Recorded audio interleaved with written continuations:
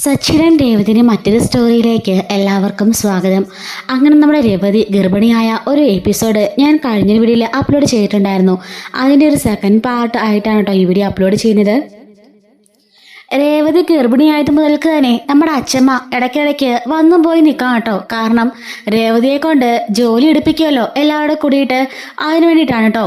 ചന്ദ്രയോടും അതുപോലെ വർഷയോടും ശ്രുതിയോടും ഒക്കെ സ്ട്രിക്റ്റ് ആയിട്ട് അച്ഛമ്മ പറഞ്ഞിട്ടുണ്ട്, രേവതിയെ കൊണ്ട് അധികം ജോലിയൊന്നും ചെയ്യിപ്പിക്കാൻ പാടില്ല, എല്ലാവരും കൂടി ചെയ്യണമെന്നൊക്കെ പറഞ്ഞേക്കാണ്. അച്ഛമ്മ വരുന്ന ദിവസങ്ങളിൽ അനുസരിക്കുമെങ്കിലും അച്ഛമ്മ പോകുന്ന അന്ന് തന്നെ നമ്മുടെ ശ്രുതിക്കും ചന്ദ്രയ്ക്കും വീണ്ടും പഴയ പടിയാവും കേട്ടോ. എന്നാൽ ഈ കാര്യങ്ങളെല്ലാം വിളിച്ച് നമ്മുടെ വർഷ അപ്പോൾ തന്നെ അച്ഛമ്മയെ അറിയിക്കുന്നതുകൊണ്ട് തന്നെ പേടിച്ചിട്ട് വീണ്ടും ഇവര് ചെറിയ തോതിലൊക്കെ വീട്ടു ജോലികളൊക്കെ ചെയ്യൂട്ടോ. അങ്ങനെ നമ്മുടെ രേവതി ആണെങ്കിൽ 7-ാം മാസം ആയിരിക്കാണ്. ഈ മാസം കൂട്ടിക്കൊണ്ടുപോകൽ ചടങ്ങുകളുണ്ടല്ലോ. അപ്പോൾ ആ ചടങ്ങിനായിട്ട് രേവതിയുടെ അമ്മയും അതുപോലെ സഹോദരിയും കൂടി അങ്ങോട്ടേക്ക് വരുന്നുണ്ട് കേട്ടോ. ആ ഒരു സമയത്ത് കൊട്ട നിറയെ ഫ്രൂട്ട്സും അങ്ങനെ കുറച്ച് ബന്ധുക്കളും അവൾക്ക് കുറച്ച് സാധനങ്ങളൊക്കെ ആയിട്ടാണ്. 7-ാം മാസം 7 കൂട്ടം പലഹാരങ്ങളായിട്ടൊക്കെ വരണമെന്നാണല്ലോ പണ്ടുള്ളവരുടെ ചടങ്ങ്. അങ്ങനെ ആ ഒരു ചടങ്ങ് ആക്കാൻ വേണ്ടിയിട്ട് 7 കൂട്ടം പലഹാരങ്ങളൊക്കെ ആയിട്ട് അവർ വീട്ടിലേക്ക് വരുന്നുണ്ട്. ഈ സമയത്ത് ഇതൊന്നും കാണിട്ട് നമ്മുടെ ചന്ദ്രയ്ക്കൊട്ടും ഇഷ്ടപ്പെടുന്നില്ല. അച്ഛമ്മയാണ് കേട്ടോ ഈ പരിപാടിയെല്ലാം സെറ്റ് ചെയ്തിരിക്കുന്നത്.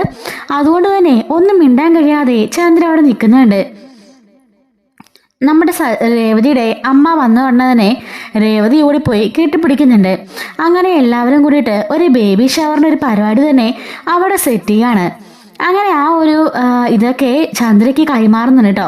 ചന്ദ്ര അപ്പോഴും പറയുന്നുണ്ട്, 7 കൂട്ടം പലഹാരം ഇതല്ലാതെ വേറെ ഒന്നും ഇല്ലേ? പണ്ടാണ് ഈ 7 കൂട്ടം പലഹാരമൊക്കെ, ഇപ്പം സ്വർണവോ പണവോ ഒക്കെയാണ് എല്ലാവരും തരുന്നത് എന്ന് പറയുമ്പോൾ നമ്മുടെ അച്ഛമ്മ ചോദിക്കുന്നുണ്ട്, അല്ല ചന്ദ്രേ, നിനക്ക് 3 മക്കളുണ്ടായല്ലോ, 7-ാം മാസം ചടങ്ങിലെ നിന്റെ വീട്ടിൽ നിന്ന് എന്താ കൊണ്ടുവന്നതെന്ന് നീ ഓർക്കുന്നുണ്ടോ എന്ന് ചോദിക്കാണ്. നിനക്ക് ഓർമ്മയില്ലെങ്കിലേ എനിക്കും രവിക്കുമൊക്കെ അത് നല്ല ഓർമ്മയുണ്ട്, അതുകൊണ്ട് മിണ്ടാതെ അവിടെ നിന്നോ. എനിക്ക് വരുമ്പോൾ ഒരു കാര്യം മറ്റൊരാൾക്കാകുമ്പോൾ അത് മോശമല്ലേ, ആ ഒരു രീതി ഒരിക്കലും ശരിയാവില്ല എന്നും പറഞ്ഞിട്ട് വഴക്ക് പറയുന്നുണ്ട്. അതോടുകൂടി ചന്ദ്രൻ മിണ്ടാതെ വായു അടച്ച് നിൽക്കുകയാണ്. അങ്ങനെ നമ്മുടെ രേവതിയുടെ ആ ചടങ്ങും പരിപാടിയെല്ലാം കഴിയുന്നുണ്ട്. ഈ ഒരു സമയത്ത് നമ്മുടെ രേവതിയോട് സച്ചി ചോദിക്കാണ്, അപ്പോൾ എണ്ണിട്ടിട്ട് നീ പോവാണോ എന്ന് ചോദിക്കുമ്പം, അത്ര ദൂരമല്ല ആണോ സച്ചിയേട്ടാ, ഒരു 10 മിനിറ്റ് പോലും ഇല്ലല്ലോ ഇവിടുന്ന്, അങ്ങോട്ട് ഓടി വന്നാൽ പോരെ വണ്ടിക്ക്, എന്നെ കാണാൻ തോന്നുമ്പോഴെല്ലാം അങ്ങോട്ട് വന്നാൽ മതി എന്ന് പറയാണ്. ഈ സമയത്ത് രേവതിയുടെ അമ്മ വന്നിട്ട്, എങ്കില് ഞങ്ങൾ ഇറങ്ങട്ടെ സച്ചി. അയ്യോ നിങ്ങൾ എങ്ങനെ പോവാനാ, ഞാൻ വണ്ടിക്ക് കൊണ്ടാക്കാം. അയ്യോ ആ ഒന്നും സാരമില്ല, അതൊന്നും പറഞ്ഞാൽ പറ്റില്ല, ഞാൻ തന്നെ കൊണ്ടാക്കും എന്നും പറഞ്ഞിട്ട് സച്ചി രേവതിയും അതുപോലെ അവളുടെ അമ്മയും ബന്ധുക്കാരെയൊക്കെ കൂട്ടിക്കൊണ്ട് വണ്ടിയിൽ തിരിച്ചു കൊണ്ടുപോവാണ്. അങ്ങനെ രേവതിയുടെ വീട്ടിലേക്ക് ചെന്ന് കയറുന്നുണ്ട് കേട്ടോ. എല്ലാവരും അകത്തേക്ക് പോകുന്ന സമയത്ത് രേവതിയും കൂട്ടി സച്ചി മുറ്റത്തിറങ്ങാണ്. രേവതി, നീ ഇല്ലാതെ എനിക്ക് അവിടെ കിടന്ന് ഉറക്കം വരില്ല, നിന്റെ കൈ കൊണ്ട് രാവിലെ ഒരു ചായ കുടിച്ചാലേ ഒരു ഉഷാറുണ്ടാവുള്ളൂ. ഓഹോ, അപ്പോൾ വയ്യാതെ കിടന്നപ്പോഴൊക്കെ നിങ്ങളാണല്ലോ ചായ ഉണ്ടാക്കി തന്നത്, അതാണെങ്കിലും കുഴപ്പമില്ല, പക്ഷെ നീ ഇല്ലാതെ എനിക്ക് പറ്റില്ല രേവതി, നീ അങ്ങ് പോരെ, ചടങ്ങ് കഴിഞ്ഞല്ലോ. എൻ്റെ സച്ചിയേട്ടാ, ഇവിടെ വന്നാലേ 1-2 ദിവസങ്ങൾ നിൽക്കണ്ടേ, അതല്ലേ ചടങ്ങ്, ഞാൻ ഓടിപ്പടിച്ച് അങ്ങോട്ടേക്ക് വന്നാലേ അമ്മയ്ക്ക് പിന്നെ അത് മതി കളിയാക്കി പറഞ്ഞ് ചിരിക്കാനായിട്ട്. അപ്പോഴേക്കും സച്ചിക്ക് ചായയുമായിട്ട് അങ്ങോട്ടേക്ക് രേവതിയുടെ അമ്മ ഇറങ്ങി വരുന്നുണ്ട്. സച്ചിയോട് പറയാണ്, മോനെ വേറൊന്നും അല്ല, ഇനി 2-2.5 മാസം കൂടെ ഉള്ളൂ, ഈ സമയത്ത് അവളെ അവിടെ കൊണ്ട് നിർത്തിയാലേ ശരിയാവില്ല. മോൻ്റെ അമ്മയുടെ സ്വഭാവം മോന് തന്നെ അറിയാമല്ലോ, പലതവണയായി നിങ്ങളുടെ അമ്മയുടെ കയ്യിൽ നിന്ന് ഓരോന്നിൻ്റെ മോൾ അനുഭവിച്ചു. ഈ ഗർഭകാലത്ത് തന്നെ എന്തോ കഷ്ടപ്പാടെൻ്റെ മോള് സഹിച്ചത് ആ അച്ഛമ്മ ഉള്ളത് കൊണ്ടല്ലേ എൻ്റെ മോക്കൊന്നും സംഭവിക്കാഞ്ഞത്. ഇനിയും അങ്ങനെയൊക്കെ ഉണ്ടാവും, ഇനി അവസാന ഘട്ടമാണ്, ഈ സമയത്ത് ഒരുപാട് സൂക്ഷിക്കേണ്ടതുണ്ട്. അവിടെ കൊണ്ടുവന്നാല് അച്ഛമ്മ പോയാൽ തന്നെ മോൻ്റെ അമ്മയോട്ട് പണിയിപ്പിക്കും. അത് മാത്രമല്ല എന്തെങ്കിലും പരിപാടി ഒപ്പിക്കുമെന്നും പറയാനൊക്കില്ല. അതുകൊണ്ടാ മോനെ, മോനൊന്നും വിചാരിക്കരുത്, മോള് ഇവിടെ തന്നെ നിൽക്കട്ടെ, പ്രസവമൊക്കെ കഴിഞ്ഞിട്ട് 3 മാസം ഇവിടെ നിൽക്കണമല്ലോ, മോളുടെ പ്രസവ ശുശ്രൂഷയെല്ലാം കഴിഞ്ഞിട്ട് മോൻ കൊണ്ടുപോകാമല്ലോ എന്ന് പറയുമ്പം അമ്മ അത് പിന്നെ ഞാൻ രേവതി ഇല്ലാതെ എന്ന് പറയുമ്പോൾ, അതൊന്നും സാരമില്ല സച്ചി, ഇതൊക്കെ എല്ലായിടത്തും നടക്കാറുള്ളതല്ലേ, മോൻ ചായ കുടിക്കുക എന്നും പറഞ്ഞ് അകത്തേക്ക് കയറി പോവാണ്. സച്ചി പറയുന്നുണ്ട്, ശരിയാ അമ്മ പറഞ്ഞത്. എന്റെ വീട്ടുകാര് നിനക്ക് സമാധാനം കിട്ടില്ല. എന്റെ അമ്മ നിനക്ക് ഒരിക്കലും സ്വൈര്യം തരില്ല.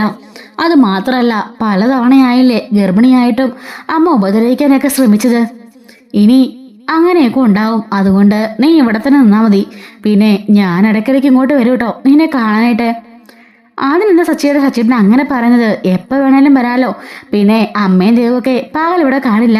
സച്ചിയേട്ടൻ ഇങ്ങ് പോന്നാ മതി. ഓട്ടോ ഇല്ലാത്തപ്പോൾ ഉച്ചഭക്ഷണമൊക്കെ ഇവിടുന്ന് കഴിക്കാം എന്ന് പറയാണ്. എന്തായാലും നിന്നെയും ദേ നമ്മുടെ കുഞ്ഞിനെയും കാണാതെ എനിക്കൊരു ദിവസം പോലും ഉറങ്ങാൻ പറ്റില്ല. എല്ലാ ദിവസവും ഞാൻ ഇങ്ങോട്ട് വരും എന്നും പറഞ്ഞിട്ട് സച്ചി അവിടുന്ന് ഇറങ്ങാം കേട്ടോ. സച്ചി പോകാൻ നേരം രേവതിക്ക് നല്ല സങ്കടമുണ്ട്. സച്ചിയുടെ കണ്ണുകളൊക്കെ നിറയുന്നുണ്ട് കേട്ടോ. അങ്ങനെ സച്ചി അവിടുന്ന് തിരിച്ചു പോവാണ്. അങ്ങനെ രേവതിയോട് അമ്മ വന്നിട്ട് പറയുന്നുണ്ട്, സച്ചിക്ക് നല്ല വിഷമം ഉണ്ടല്ലേ?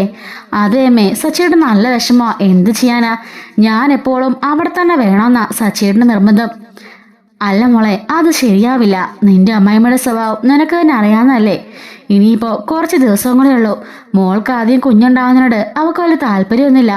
അവരെന്തെങ്കിലും പ്രശ്നം ഉണ്ടാക്കുമെന്ന് അമ്മയ്ക്ക് പേടിയുണ്ട് മോളെ എന്ന് പറയുമ്പം, അതൊന്നും ഓർത്ത് പേടിക്കണ്ടമ്മേ.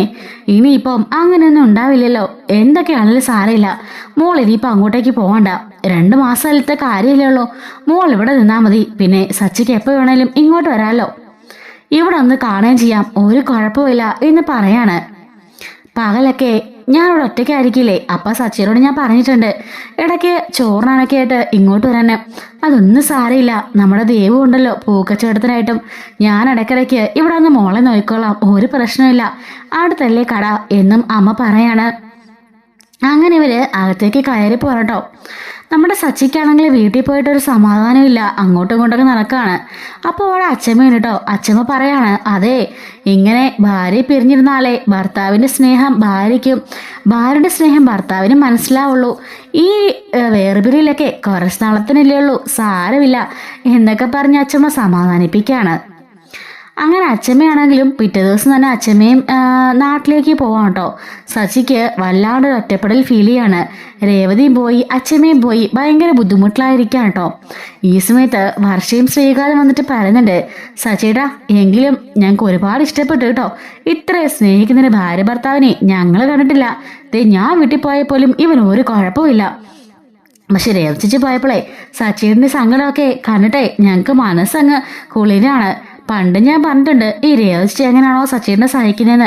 പക്ഷെ ഇപ്പോഴല്ലേ മനസ്സിലായത് ഇവരുടെ യഥാർത്ഥ റൊമാൻസ് സ്നേഹമൊക്കെ എന്നും പറഞ്ഞുകൊണ്ട് ചിരിക്കാണ്. എന്നിട്ട് വർഷ പറയുന്നുണ്ട്, ഞങ്ങൾ പുറത്തേക്ക് ഫുഡ് കഴിക്കാൻ പോവാ, സച്ചിയുടെ വരുന്നോ എന്ന് ചോദിക്കുമ്പോൾ, ഏയ് അതൊന്നും വേണ്ട വർഷേ, നിങ്ങൾ ഒരുമിച്ച് പോവല്ലേ, നിങ്ങൾ പോയിക്കോ. അത് സാറില്ല സച്ചിയേട്ടാ, വാ പോകാം എന്ന് പറയുമ്പോഴേക്ക് സച്ചിയുടെ ഫോണിലേക്ക് രേവതി വിളിക്കുന്നുണ്ട്. അല്ല സച്ചേടാ, ഓട്ടത്തിലാണോ? ഏയ് അല്ല രേവതി, ഞാനിവിടെ വീട്ടിലുണ്ട്. ഇപ്പോൾ ഓട്ടം ഉണ്ടോ? ഏയ് ഇല്ല രേവതി. എങ്കിലേ വീട് വരെ ഒന്ന് വരുമോ? എന്താ രേവതി, എന്താ പ്രത്യേകിച്ച്? സച്ചേട്ടന് ഇഷ്ടപ്പെട്ട മീൻകറി ഞാൻ ഉണ്ടാക്കിയിട്ടുണ്ട്. അമ്മ രാവിലെ ചോറും ബാക്കിൽ റെഡിയാക്കിയിട്ടാ പോയത്. മീനും വെട്ടി തന്നിട്ട് പോയി. ഞാനത് കറി വെച്ചിട്ടുണ്ട്. എൻ്റെ സച്ചേട്ടന് എൻ്റെ ഉണ്ടാക്കുന്ന മീൻകറി ഭയങ്കര ഇഷ്ടമല്ലേ. ഞാൻ എല്ലാം റെഡിയാക്കി വെച്ചിരിക്കാം. ഉണ്ണാൻ വരുമെന്ന് ചോദിക്കാണ്. അത് പിന്നെ വർഷ ശ്രീകാന്തോടി പുറത്തുപോയി ഭക്ഷണം കഴിക്കാൻ നിൽക്കുക. അവരെ കൂടെ കൂട്ടിക്ക് സച്ചിയേട്ടാ എന്ന് പറയുന്നുണ്ട്. എന്നാ ശരിയെന്ന് പറഞ്ഞ് സന്തോഷത്തിൽ സച്ചി ഫോൺ കട്ടാക്കുന്നുണ്ട്. ശ്രീകാന്തിനോടും വർഷയോടും പറയാണ്, രേവതി ഇതുപോലെ അങ്ങോട്ടേക്ക് വിളിച്ചിട്ടുണ്ട്, പോവാന്ന് പറയുമ്പം നമ്മുടെ വർഷ പറയുന്നുണ്ട്, ഞാൻ റെഡിയാ, എന്നാ ശ്രീകാന്തി നമുക്ക് പോവാന്ന് പറയാണ്. അങ്ങനെ ഒരു വഴിക്കിറങ്ങിയിട്ട് രേവതിക്കായിട്ട് കുറേ ബേക്കറിയും കുറേ ഫ്രൂട്ട്സൊക്കെ വർഷ ശ്രീകാന്തൊക്കെ മേടിക്കുകയാണ്. അങ്ങനെ അവർ നേരെ രേവതി വീട്ടിലേക്ക് ചെല്ലുന്നുണ്ട്. രേവതിയാണെങ്കിൽ ഇവർക്ക് ഭക്ഷണമൊക്കെ വിളമ്പി കൊടുക്കുകയാണ്. ഒരുമിച്ചിരുന്ന് ആഹാരം കഴിക്കുന്നുണ്ട്. വർഷ പറയാണ്, ചേച്ചി പോയ പിന്നെ അവിടെ ഒരാൾക്ക് ഊണുറക്കം ഒന്നുമില്ല. ഏത് നേരം എന്തോ കളഞ്ഞു പോയതോടെ നടക്കുക അല്ലേ ശ്രീകാന്ത് എന്നൊക്കെ പറഞ്ഞ് ചിരിച്ച് കളിയാക്കുന്നുണ്ട്. നമ്മുടെ രേവതി പറയാണ്, എനിക്കും അങ്ങനെ തന്നെയാ. സച്ചിനില്ലാത്തതുകൊണ്ട് എന്തോ വല്ലാത്തൊരു ബുദ്ധിമുട്ട് പോലെ. എന്തായാലും ഞാൻ പറഞ്ഞൊക്കെ തിരിച്ചെടുത്തിട്ടോ. പണ്ട് ഞാൻ എപ്പോഴും പറയാറുന്നല്ലോ ഈ സച്ചേട്ടനെ എങ്ങനെ സഹിക്കുന്നെന്ന്. പക്ഷേ ഇപ്പം എനിക്ക് തോന്നുന്നില്ല, നിങ്ങൾ തന്നെയാണ് റിയൽ കപ്പിൾ എന്നൊക്കെ പറഞ്ഞ് വർഷ പറയാണ്. എന്നിട്ട് പറയുന്നുണ്ട്, ചേച്ചി എന്തായാലും ചേച്ചിയുടെ മീൻകറിയെ സൂപ്പറായിട്ടുണ്ട്. ചേച്ചി പോയതോടെ അമ്മയുടെ പാചക ഒരു രക്ഷയില്ല, കഴിക്കാൻ പോലും തോന്നില്ല എന്നൊക്കെ പറയുന്നുണ്ട്. എന്നിട്ട് രേവതി വർഷയോട് പറയുന്നുണ്ട്, വർഷേ അമ്മേനെയും ശ്രുതിനെയൊക്കെ നീ സഹായിക്കണം കേട്ടോ, എല്ലാവരും കൂടിയിട്ട് വേണം ജോലികളൊക്കെ ചെയ്യാനായിട്ട്, മോൾ അവിടെ ഒരു പ്രശ്നം ഉണ്ടാക്കരുത് എന്ന് പറയുമ്പം ഇല്ല രേവതി ചേച്ചി, ഒരു കുഴപ്പമില്ല, ഞാൻ എല്ലാം നോക്കുന്നുണ്ട് എന്നൊക്കെ പറയാണ്. അങ്ങനെ ആഹാരമൊക്കെ കഴിച്ചിട്ട് അവള് സന്തോഷത്തോടിയിട്ട് അവിടെ നിന്ന് പിരിയാണ് കേട്ടോ. അങ്ങനെ 1-2 മാസം കഴിഞ്ഞു പോകുന്നുണ്ട്. സച്ചിൻ രേവതിയും മിക്കവാറും ദിവസം കാണുകയും സച്ചി അവളെ കാണാനായിട്ട് വരികയൊക്കെ ചെയ്യാറുണ്ട്. ഓരോ സമ്മാനങ്ങളൊക്കെ അവൾക്കായിട്ട് വാങ്ങിക്കുന്നൊക്കെ ഉണ്ട് കേട്ടോ. ഇതേ സമയത്ത് തന്നെ സച്ചി ഒരു ലോങ് ഓട്ടം പോകുന്ന സമയത്തായിരിക്കും കുഞ്ഞിനെ കെടുത്തുന്ന ഒരു ചൂരലിന്റെ തൊട്ടി കാണുന്നത്. അത് കണ്ടപാടെ അവൻ ഒരുപാട് ഇഷ്ടമാകുന്നു കേട്ടോ. അങ്ങനെ അവൻ ആ കടയിൽ കയറിയിട്ട് ആ തൊട്ടി മേടിക്കുകയാണ്. അതിനുശേഷം നേരെ നമ്മുടെ രേവതി അരികിലേക്ക് പോവാണ് കേട്ടോ. രേവതി അരികിൽ പോയിട്ട് ഒരു ഗിഫ്റ്റ് ഉണ്ട്, ഒരു സർപ്രൈസ് ആണെന്ന് പറഞ്ഞിട്ട് അവൾ വെളിയിലേക്ക് കൊണ്ടുവരാണ്. ഈ ഒരു തൊട്ടിൽ കണ്ടപാടെ രേവതിക്ക് ഭയങ്കര സന്തോഷമാണ് കേട്ടോ. ദേവു അമ്മയൊക്കെ പറയാണ്, നല്ല രസമുണ്ടല്ലേ കാണാൻ എന്നൊക്കെ പറയാണ്. അങ്ങനെ ഇവർ 3 പേരും കൂടി അത് രേവതിയുടെ മുറിയിലേക്ക് കൊണ്ടുവെക്കുന്നുണ്ട് കേട്ടോ. എന്തായാലും നമ്മുടെ കുഞ്ഞിനെ കിടത്താനുള്ള തൊട്ടിലായി. ഇതുപോലെ ഓരോരോ സാധനങ്ങളും ഞാൻ മേടിക്കാൻ പോവാ. സച്ചേട്ടാ ഇപ്പൊ വേണ്ട ഒന്നും, എല്ലാം പ്രസവം കഴിയട്ടെ, അത് കഴിഞ്ഞിട്ട് മതി എന്ന് പറയുന്നുണ്ട്. അങ്ങനെ ആ ദിവസം വന്നിരിക്കാൻ കേട്ടോ. രാവിലെ ഇതുപോലെ അമ്മയാണെങ്കിൽ പറയുന്നുണ്ട്, എന്തായാലും 2-3 ദിവസത്തിന് ഞാൻ കട തുറക്കുന്നില്ല, ഡേറ്റ് എടുക്കാറായല്ലോ, ഇനി 7 നിമിഷം ഹോസ്പിറ്റലിലേക്ക് പോകേണ്ടി വരും, അതുകൊണ്ട് ഞാൻ പോകുന്നില്ല എന്ന് പറയുന്നുണ്ട്. ഈ സമയത്ത് ദേവ് പറയുന്നുണ്ട്, കട അടച്ചിട്ടുണ്ടമ്മേ, ഞാൻ പോയിക്കോളാം, അമ്മ ചേച്ചിയെ നോക്കി ഇവിടെ ഇരുന്നോ എന്നും പറഞ്ഞിട്ട് ദേവ് പോവാണ് കേട്ടോ. അങ്ങനെ രാവിലെ ഫുഡൊക്കെ കഴിച്ച് കഴിയുമ്പോഴേക്കും നമ്മുടെ രേവതിക്ക് ചെറിയ പെയിനൊക്കെ ആരംഭിക്കുന്നുണ്ട്. രേവതി പറയാണ്, അമ്മേ എനിക്ക് നല്ല വേദനയുണ്ട് എന്ന് പറയാണ്. അപ്പോൾ അമ്മയാണെങ്കിൽ സച്ചിനെ പെട്ടെന്ന് വിളിക്കാം കേട്ടോ. സച്ചിനെ വിളിച്ചിട്ട് പറയുന്നുണ്ട്, ഇതുപോലെ രേവതി മോൾക്ക് പെയിൻ തുടങ്ങിയിട്ടുണ്ട്, നമുക്ക് ഹോസ്പിറ്റലിലേക്ക് കൊണ്ടുപോകാം എന്ന് പറഞ്ഞ് വിളിക്കുമ്പം സച്ചി ഇപ്പോൾ തന്നെ വരാമെന്ന് പറഞ്ഞിട്ട് അപ്പം തന്നെ ഓടിപ്പടിച്ച് അങ്ങോട്ടേക്ക് വരുന്നുണ്ട്. വന്ന പാടെ രേവതിക്ക് നല്ല വേദന കേട്ടോ. സച്ചി രേവതിയെ പിടിച്ചുകൊണ്ട് വണ്ടിയിൽ കയറ്റുന്നുണ്ട്. രേവതിയും അമ്മയും കൂടി അങ്ങനെ വണ്ടിയിൽ കയറുകയാണ്. ഈ സമയത്തായിരിക്കും അങ്ങോട്ടേക്ക് ശരത്ത് വരുന്നത് കേട്ടോ. ഈ ഒരു സമയത്ത് ശരത്തും അവനോടുള്ള പ്രശ്നങ്ങളെല്ലാം മാറിയിട്ട് രണ്ടുപേരും നല്ല സ്നേഹത്തിലായിരിക്കും. ആരുടെ പറ്റിക്കാണെന്നുള്ള കാര്യങ്ങളെല്ലാം ശരത്ത് മനസ്സിലാക്കിക്കൊണ്ട് തന്നെ സച്ചിയുമായിട്ട് നല്ല കമ്പനിയൊക്കെ ആയിരിക്കും കേട്ടോ. ആ സമയം ശരത്ത് കൂടി വണ്ടിയിൽ കയറുന്നുണ്ട്. അങ്ങനെ ഹോസ്പിറ്റലിലേക്ക് ആവശ്യമുള്ള എല്ലാ സാധനങ്ങളും എടുത്തോണ്ട് അവർ വണ്ടിയിൽ കയറിയിട്ട് നേരെ ഹോസ്പിറ്റലിലേക്ക് പോവാണ്. പോകുന്ന വഴി തന്നെ സച്ചി നമ്മുടെ അച്ഛമ്മയെ വിളിച്ചിട്ട് പറയുന്നുണ്ട്, രേവതിക്ക് ഇതുപോലെ പെയിനാണ്, ഞങ്ങൾ ഹോസ്പിറ്റലിലേക്ക് പോവാണെന്നുള്ള കാര്യം പറയാണ്. അച്ഛനെ വിളിച്ചിട്ടും കാര്യങ്ങൾ പറയുന്നുണ്ട്. ശ്രീകാന്തും വർഷയോടും ഒന്ന് കാര്യങ്ങൾ പറഞ്ഞേക്ക് എന്നും കൂടി നമ്മുടെ സച്ചി പറയാണ്. അങ്ങനെ സച്ചിയാണെങ്കിൽ പെട്ടെന്ന് തന്നെ ഹോസ്പിറ്റലിലേക്ക് എത്താൻ കേട്ടോ. ഈ സമയത്തേക്ക് രേവതിക്ക് കലശലായ വേദനയുണ്ട്. അങ്ങനെ രേവതിനെ പെട്ടെന്ന് തന്നെ വാർഡിൽ ICUലേക്ക് ഷിഫ്റ്റ് ചെയ്യാണ്. അവിടെ ചെന്ന് കഴിഞ്ഞിട്ട് ഡോക്ടർ കുറച്ചേരം ടെസ്റ്റൊക്കെ ചെയ്യുന്നുണ്ട്, ചെക്കപ്പൊക്കെ ചെയ്യുന്നുണ്ട്. തിരിച്ചു വന്നിട്ട് പറയുന്നുണ്ട്, കുറച്ച് കോംപ്ലിക്കേഷൻസ് ഉണ്ട്, അതുകൊണ്ട് എന്തായാലും സിസേറിയൻ വേണ്ടി വരുമായിരിക്കും, സിസേറിയൻ ആവാതിരിക്കാൻ വേണ്ടി നിങ്ങളെല്ലാം പ്രാർത്ഥിക്കുക എന്ന് പറയാണ്. അപ്പോൾ അമ്മ ചോദിക്കുകയാണ്, അതെന്താ പെട്ടെന്ന് ഇങ്ങനെ, കഴിഞ്ഞ ചെക്കപ്പിന് പോലും ഒരു കുഴപ്പമില്ല, പ്രസവം നടക്കുമെന്നാണല്ലോ പറഞ്ഞത് എന്ന് പറയുമ്പം കുട്ടി ഇതുവരെ തിരിഞ്ഞു വന്നിട്ടില്ല, കുട്ടി നിൽക്കുകയാണ് എന്ന് പറയുന്നുണ്ട്. എന്നും പറഞ്ഞിട്ട് അവർ ഡോറടയ്ക്കുമ്പോൾ സച്ചി ചോദിക്കുകയാണ്, അതെന്താമേ കുഞ്ഞ് നിന്നാ എന്താ പ്രശ്നം എന്നൊക്കെ പറയുമ്പോൾ ഈ ഒരു സമയമാകുമ്പം കുഞ്ഞ് തിരിഞ്ഞു വരേണ്ടതാ, കുഞ്ഞ് അങ്ങനെ വന്നിട്ടില്ലെന്നാ അവർ പറഞ്ഞത്. എൻ്റെ ഈശ്വര, ഇനി എന്താവും അവസ്ഥ, എനിക്കൊന്നും മനസ്സിലാവുന്നില്ല, പേടിയാവുന്നു എന്നൊക്കെ പറഞ്ഞ് അമ്മ പറയുമ്പം സച്ചിക്കും ആകെപ്പാട് പേടിയാവുന്നു കേട്ടോ. ഇതേ സമയത്ത് തന്നെ വർഷയും ശ്രീകാന്തും അച്ഛനും കൂടി പെട്ടെന്ന് തന്നെ ഹോസ്പിറ്റലിലേക്ക് വരുന്നുണ്ട്. എന്താ മോനെ എന്ത് പറഞ്ഞു എന്ന് പറയുമ്പം ഡോക്ടർ പറഞ്ഞ കാര്യങ്ങളെല്ലാം സച്ചി പറയുന്നുണ്ട്. അങ്ങനെ അവരെല്ലാവരും ആകെപ്പാടെ വിഷമിച്ച് നിൽക്കുകയാണ്. ഡോക്ടർ വന്നിട്ട് പറയുന്നുണ്ട്, ഞങ്ങൾ ആവുന്ന ശ്രമിച്ചു, കുട്ടി തിരിയുന്നില്ല, ഇനിയിപ്പോൾ ഓപ്പറേഷന് വഴിയുള്ളൂ, താമസിക്കും തോറും കുഞ്ഞിൻ്റെ അമ്മയുടെ ജീവന് ആപത്താണെന്ന് പറയുമ്പം സച്ചി പറയുന്നുണ്ട്, എങ്കിൽ പെട്ടെന്ന് ഓപ്പറേഷൻ ചെയ്തു, അത് തന്നെ നല്ലത്, ഒരു റിസ്ക് എടുക്കണ്ട എന്ന് പറയാൻ കേട്ടോ. അപ്പോഴേക്കും വർഷ പറയുന്നുണ്ട്, കുറച്ചു നേരം കൂടെ നോക്കിയിട്ട് പോരെ എന്ന് പറയുമ്പം ഇല്ല, അതിനുള്ള ടൈമില്ല, കുഞ്ഞ് വയറിനുള്ളിൽ പീ ഇട്ടു, അതുകൊണ്ട് ഇനിയിപ്പോൾ അതിനൊന്നും നോക്കിയിരിക്കാനുള്ള ചാൻസ് ഇല്ല, പെട്ടെന്ന് തന്നെ എത്രയും പെട്ടെന്ന് ഓപ്പറേഷൻ ചെയ്യണം എന്ന് പറയാൻ കേട്ടോ. അങ്ങനെ ഓപ്പറേഷനുള്ള പ്രൊസീജിയറായിട്ട് അകത്തേക്ക് ഡോക്ടേഴ്സൊക്കെ പോവാണ്. ഈ സമയത്ത് ഓപ്പറേഷനൊക്കെ കേട്ടപ്പോൾ സച്ചിക്ക് ഭയങ്കര പേടിയായി. സച്ചി അങ്ങോട്ടും ഇങ്ങോട്ടും നടന്ന് ആകെപ്പാട് ടെൻഷൻ അടിച്ച് നിൽക്കാം കേട്ടോ. വർഷയും അതുപോലെ തന്നെ ശ്രീകാന്തും അവിടെ തന്നെയുണ്ട്. അച്ഛനും അമ്മയൊക്കെ ഈ സമയത്ത് സംഭവം അറിഞ്ഞിട്ട് ദൈവവും കൂടെ വരുന്നുണ്ട്. അങ്ങനെ രേവതിക്ക് ബ്ലഡിൻ്റെ ആവശ്യമുണ്ടെന്ന് ഡോക്ടർ ഒന്ന് പറയാം കേട്ടോ. അപ്പോഴേക്കും ശ്രീകാന്തും ശരത്തും കൂടി ബ്ലഡ് അന്വേഷിച്ച് അവരും പോണുണ്ട്. അങ്ങനെ ആകെപ്പാടെ സച്ചി ഭയങ്കര ടെൻഷൻ അടിച്ച് പേടിച്ച് വിറച്ച് അതിലേലേ നടക്കുമായിരിക്കും കേട്ടോ. അങ്ങനെ ഒരു 1/4 മണിക്കൂറിന് ശേഷം ഡോക്ടർ വന്നിട്ട് പറയുന്നുണ്ട് കേട്ടോ, കുഴപ്പമൊന്നുമില്ല, സിസേറിയൻ ചെയ്തു, കുഞ്ഞിനും അമ്മയ്ക്കും കുഴപ്പമില്ല, ഇപ്പം തന്നെ കുഞ്ഞിനെ തരാം എന്നും പറഞ്ഞ് ഡോക്ടർ അകത്തേക്ക് കയറി പോവാണ്. ഇത് കേട്ടപാട് എല്ലാവർക്കും ഒരുപാട് സന്തോഷമാണ് കേട്ടോ. പിന്നാലെ തന്നെ നേഴ്സ് കുഞ്ഞിനെയും കൊണ്ട് വരുന്നുണ്ട്. പെൺകുട്ടിയാണ് എന്നും പറഞ്ഞിട്ട് സച്ചിയുടെ കയ്യിൽ കൊടുക്കുന്നുണ്ട്. സച്ചിയാണെങ്കിലോ കുഞ്ഞിനെ കോരിയെടുത്ത് ആ മുഖത്തേക്ക് നോക്കാണ് കേട്ടോ. നോക്കമ്മേ, രേവതിയെപ്പോലെ തന്നെ ഇരിക്കുന്നു എന്ന് പറഞ്ഞിട്ട് കുഞ്ഞിന് നെറുകയിൽ ഉമ്മയൊക്കെ കൊടുക്കാണ്. അമ്മയും അച്ഛനും ഒക്കെ മാറുമാറെടുക്കുന്നുണ്ടോ. വർഷ ശ്രീകാന്തൊക്കെ നോക്കാണ്. വർഷയാണെങ്കിൽ കുഞ്ഞിൻ്റെ ഫോട്ടോയൊക്കെ എടുക്കുന്നുണ്ട് കേട്ടോ. നല്ല ക്യൂട്ടായിട്ടുണ്ടല്ലേ, രേവതി പോലെ തന്നെ ഇരിക്കുന്നു എന്നൊക്കെ പറയാണ്. സച്ചി ചോദിക്കുന്നുണ്ട്, അല്ല രേവതിക്ക് എങ്ങനെയുണ്ട്, ഒന്ന് കാണാൻ പറ്റുമോ എന്ന് ചോദിക്കുമ്പം അയ്യോ ഇപ്പം കാണാൻ പറ്റില്ല, ICUന്ന് പുറത്തേക്ക് ഇറക്കുമ്പോൾ കാണാട്ടോ എന്ന് പറഞ്ഞിട്ട് കുഞ്ഞിനെ കൊണ്ട് അവർ വീണ്ടും തിരിച്ചകത്തേക്ക് കയറി പോവാണ്. അങ്ങനെ സച്ചിക്കാണെങ്കിലോ കുഞ്ഞിനെ കിട്ടിയ സന്തോഷമുണ്ട്. പക്ഷേ രേവതിയെ ഈ അവസ്ഥയിൽ ഒന്ന് കാണാൻ പോലും സാധിക്കാത്തതിൻ്റെ സങ്കടമുണ്ട്. അങ്ങനെ കുറച്ച് നേരം കഴിയുമ്പോഴേക്കും ICUന്ന് അവിടുന്ന് ഓപ്പറേഷൻ തിയേറ്ററിൽ നിന്ന് ICUയിലേക്ക് ഷിഫ്റ്റ് ചെയ്യാണ് കേട്ടോ. അപ്പോൾ ഡോക്ടർ അതിൽ പറയുന്നുണ്ട്, എല്ലാവരും കൂടി കയറി കാണരുത്, ആരെങ്കിലും 1-2 പേരെ കാണാവുള്ളൂ, ഇപ്പോൾ ഇൻഫെക്ഷനൊക്കെ ഉണ്ടെന്ന സമയമല്ലേ, അതുകൊണ്ടാണ് എന്നും പറയാണ്. അങ്ങനെ സച്ചിയും അമ്മയും കൂടെ കയറി അവരെ കാണാൻ വേണ്ടിയിട്ട് പോകുന്നുണ്ട്. അങ്ങനെ രേവതിയെ പോയി കാണുന്നുണ്ട്. രേവതി ആണെങ്കിൽ അനസ്തേഷ്യയുടെ മയക്കത്തിലൊക്കെ ആയിരിക്കും കേട്ടോ. സച്ചി എന്നിട്ട് പറയുന്നുണ്ട്, നീ കണ്ടോ നമ്മൾ ആഗ്രഹിച്ച പോലെ ഒരു പെൺകുട്ടിയായെന്നൊക്കെ പറയാണ്. അങ്ങനെ രേവതിക്കാണെങ്കിൽ നല്ല പെയിനാണ് കേട്ടോ. അമ്മയും വന്നിട്ട് പറയുന്നുണ്ട്, മോളെ എങ്ങനെയുണ്ട്, മൂക്ക് കുറവുണ്ടോ, മൂക്ക് വേദന എടുക്കുന്നുണ്ടോ എന്നൊക്കെ ചോദിക്കുമ്പം നഴ്സ് പറയുന്നുണ്ട്, പെയിനൊന്നും സ്റ്റാർട്ട് ആവാറായിട്ടില്ല, അനസ്തേഷ്യയിലല്ലേ ഇപ്പോൾ, കുറച്ച് കഴിയുമ്പോഴേ അതുണ്ടാവുള്ളൂ, അതൊക്കെ ഇതിൽ സാധാരണയാണ്, കുഞ്ഞിനെ നിങ്ങളുടെ കയ്യിൽ ഇപ്പം തന്നെ പുറത്തേക്ക് തന്നേക്കാം, കുറച്ച് ടെസ്റ്റൊക്കെ എടുപ്പിക്കേണ്ടതുണ്ട്, അതൊക്കെ ചെയ്യിപ്പിക്കണം എന്ന് പറയാണ്. അങ്ങനെ അമ്മയുടെ സച്ചിൻ്റെയും കയ്യിൽ കുഞ്ഞിനെയും കൊടുത്ത് അവരെ പുറത്തിറക്കുന്നുണ്ട് കേട്ടോ.